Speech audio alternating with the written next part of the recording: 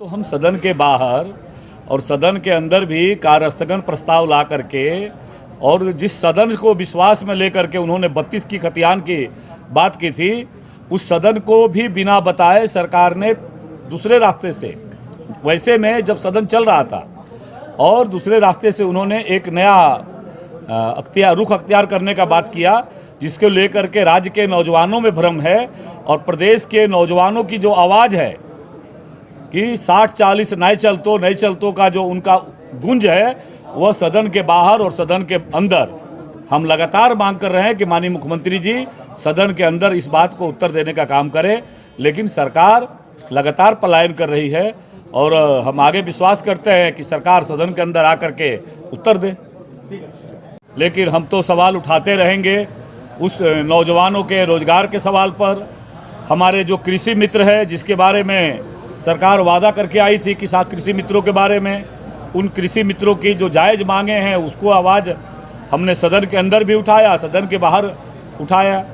जो हमारे अनुबंध कर्मी हैं उनकी आवाज़ हम लगातार बाहर भी उठा रहे हैं, अंदर भी उठा रहे हैं। तो मुझे आशा है कि सरकार उनके बारे में विचार करे, जो अनुबंध कर्मी है उसके बारे में विचार करे, कृषि मित्रों के बारे में विचार करे। 2 लाख प्रत्येक किसानों का ऋण माफ़ी के बारे में कहा था, उसके बारे में सरकार विचार करे। नौजवानों के रोजगार सृजन जो 5 लाख प्रति वर्ष देने का कहा था, 15 लाख नौजवानों को रोजगार सृजन देने के बारे में विचार करें, तो निश्चित रूप से हम सब स्वागत करेंगे। का काम किया था और जिस प्रकार का बजट में कृषि प्रभाग लगातार कटौती करने का काम सरकार कर रही है, इसको लेकर के हमने अपने अभिभाषण में सरकार का ध्यान आकृष्ट कराया। और जो पिछले वित्तीय वर्ष में सरकार ने कृषि बजट रखा था, उसमें से मात्र 18% ही राशि सरकार खर्च कर पाई है। 57 ऐसी योजनाएं जिस पर सरकार ने 1 पैसा भी खर्च नहीं किया।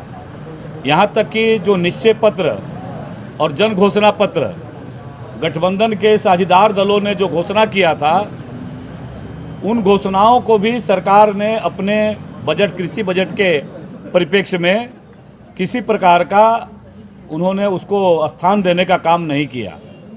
और इसलिए इस कृषि बजट का हम लोगों ने जब सदन में चर्चा करने के लिए सरकार का उत्तर देने की मांग किया, तो भारतीय जनता पार्टी के विधायकगण ने उसका बहिष्कार किया कि माननीय मंत्री जी यह बता नहीं पा रहे थे कि जो आपने 2 लाख रुपया प्रत्येक किसान को ऋण माफ़ी करने की बात कही थी, कितने किसानों को आपने ऋण माफ़ी करने का काम किया है। उसी प्रकार से 57 ऐसी योजनाएं वो आपकी सरकार ने 1 पैसा भी खर्च नहीं कर पाई। पूर्व मुख्यमंत्री रघुबर दास जी के समय में 1 एकड़ से लेकर के 5 एकड़ तक किसानों के खाते में जो 25,000 रुपया देने की बात दिया था और कुल 8,800 करोड़ किसानों के खाते में देने का काम किया था डीबीटी के माध्यम से। सरकार ने योजना क्यों बंद कर दी?